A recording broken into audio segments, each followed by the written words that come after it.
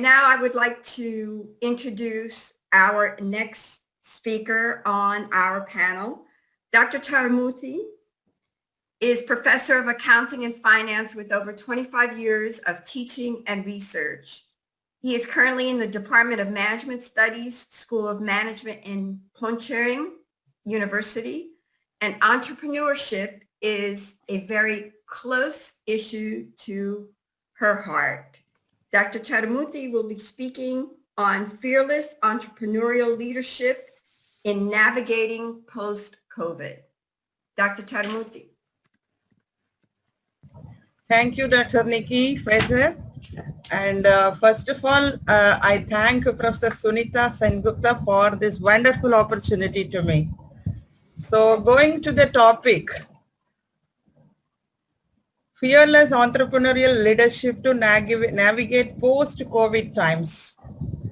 So to introduce the topic, the contemporary business environment is characterized by increasing levels of complexity, turbulence, and uncertainty.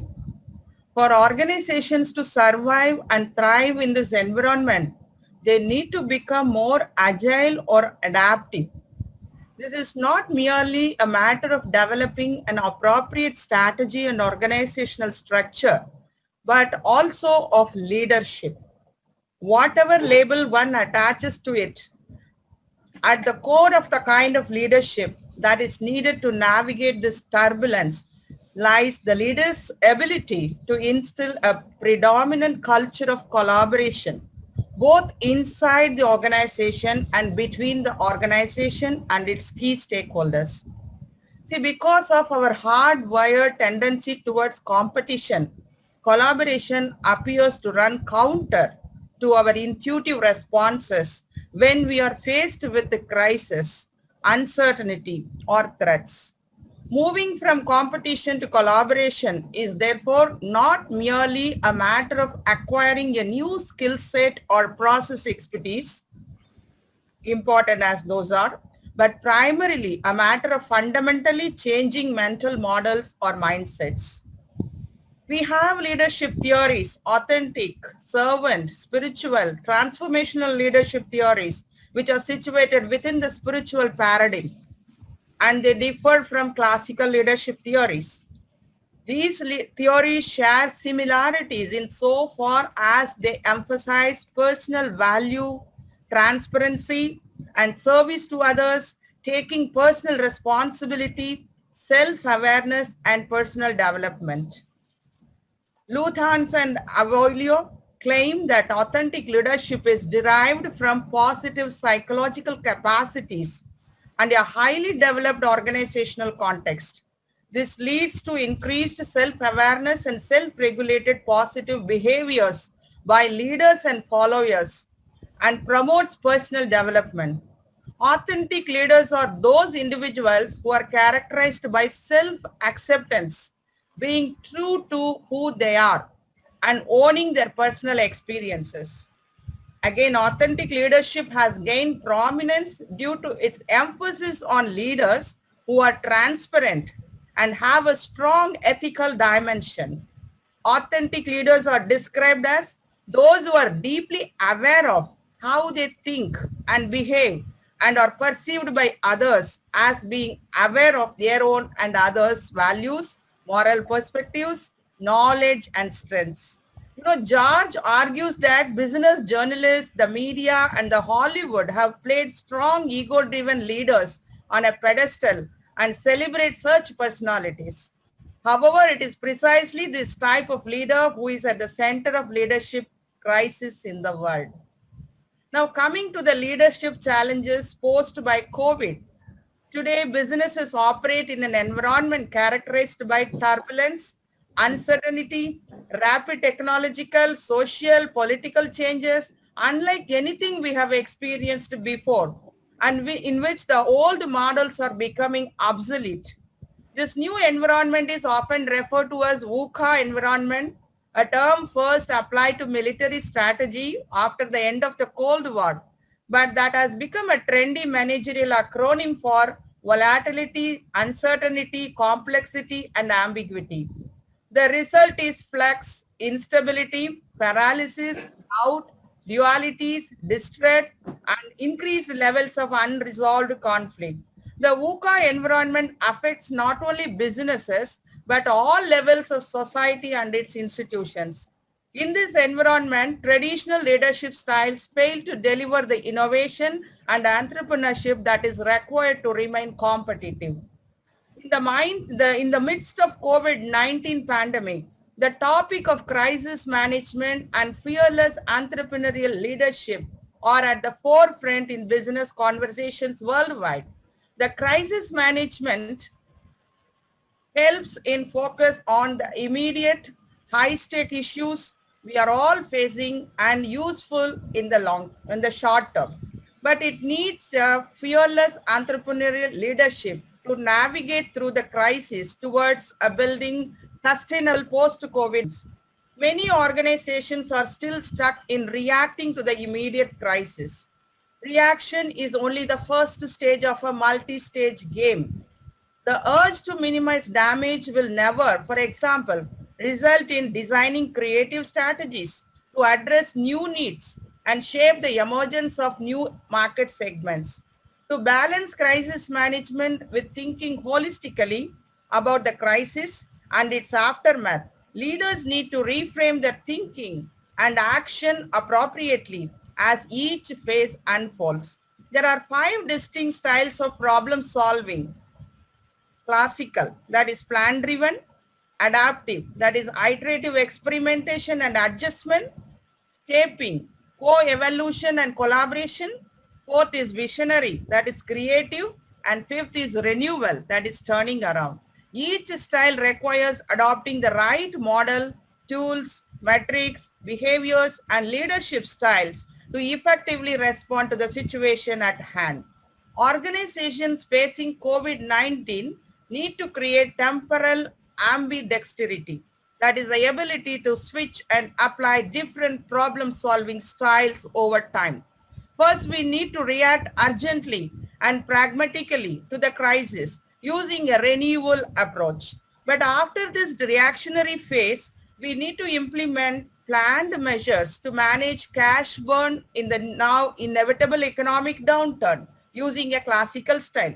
As the disease and the economic aftermath develop unpredictably, we need to learn rapidly about the latest developments and flex our tactics accordingly using an adaptive style. Every crisis contains opportunity, and once the acute phase of disease is controlled and the economic aftermath managed, we will need to think about capturing opportunities in the new post-COVID reality using visionary and shaping styles.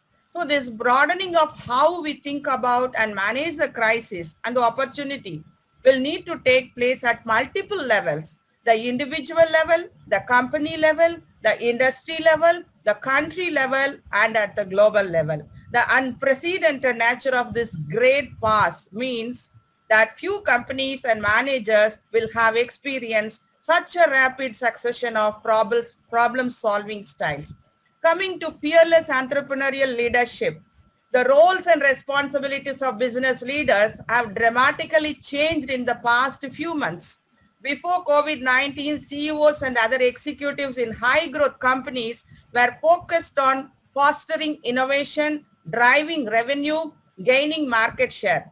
Today, many of those same leaders must make rapid decisions about controlling costs and maintaining liquidity. They may encounter unforeseen roadblocks, supply chain issues, team shortages, and operational challenges that drastically alter the scope of their roles and priorities. All the while, they and their teams are navigating health and safety concerns, working remotely, and supporting their families through the pandemic. This is not an easy transition. Those in charge will be tested in areas where they have not fully developed their leadership muscles, and the learning curve will steep. They will need coaching from their own bosses and others. There are behaviors that can help leaders manage the crisis. The first can be deciding with speed over precision, because the situation is changing by the day, even by the hour. The best leaders quickly process available information rapidly determine what matters most, and make decisions with conviction. During a crisis, cognitive overload looms. Information is incomplete. Interests and priorities may clash. The emotions and anxieties run high. So analysis paralysis can easily result, exacerbated by the natural tendency of matrix organizations to build consensus. Leaders must break through the inertia to keep the organizations trained on business continuity today, while increasing the odds of mid to long-term successes by focusing on few things that matter most. A simple scalable framework for rapid decision making is critical, like defining priorities, making smart trade-offs, naming the decision, that is name the decision makers, embracing the actions. The second action I would suggest is adapting boldly. Strong leaders get ahead of changing circumstances. They seek input and information from diverse sources and are not afraid to admit what they don't know and bring in outside experts when needed. Leaders should decide what not to do, throw out yesterday's playbook, strengthen or build direct connections to the front line. Third important action I would suggest is setting an imaginative aspiration and bold direction. Prior to COVID-19, entrepreneurial leadership was fresh thinking, having more of a startup culture and more risk tolerance. But the pandemic became an existential crisis, people with travel disruption and quarantine. Leaders need to make tough commercial decisions quickly if they were to thrive in this time of immense change. Then the fourth action they have to do is delivering reliably. The best leaders take personal ownership in a crisis. Even though many challenges and factors lie outside their control, they align team focus, establish new metrics to monitor performance, and create a culture of accountability. So staying alerted to and aligned on a daily dashboard of priorities, setting key performance indicators and other metrics to measure performance, keeping mind and body in fighting shape. These are all required now. And fifth action I would suggest is engaging for impact. In times of crisis, no job is more important than taking care of your team. Effective leaders are understanding their team circumstances and distractions, but they find ways to engage and motivate clearly and thoroughly, communicating important new goals and information. This point deserves extra attention because although the COVID-19 pandemic is, of course, a health crisis, it has sparked a financial crisis as well. Your leaders need to reiterate new priorities frequently to ensure continued alignment in this time of constant and stressful challenge. So connecting with individual team members, digging deep to engage your teams, asking for help as needed, ensuring a focus on both customers and employees, and collecting and amplifying positive messages about the things like successes, act of kindness, and obstacles that have been overcome. So COVID-19 is challenging leaders in areas where they have not yet tested their leadership muscles, as I said earlier. Many are experiencing a drastically altered scope of their roles and priorities and will need coaching as they learn new skills on the fly. So now coming to the lessons, leadership lessons from COVID-19. So the leading with empathy and honesty is the first lesson leaders have learned. It has often been reported that nations led by women have handled the crisis well, particularly in the case of New Zealand's Prime Minister Jacinda Ardern. Indeed, many countries with female leaders have so far experienced lower death rates than their neighbors. Two economics professors who gave female-led countries a nearest neighbor analysis think so. No, it is not. It is also true. Not all countries led by women have had low death rates. Belgium is among the highest in the world. So, and comparing nations can be tricky, but there does seem to be a valuable leadership lesson here. Empathy, warmth, transparency serve an important purpose, whomever they come from. Second important leadership lesson is being agile. So, agility is everywhere in management guides. As the previous speaker also said, Harvard Business Review says John Decree uses it to develop new machines, and National Public Radio makes programs that way. So what exactly is agility? HPR puts it this way: agility is about taking people out of their functional silos and putting them in self-managed and customer-focused multidisciplinary teams.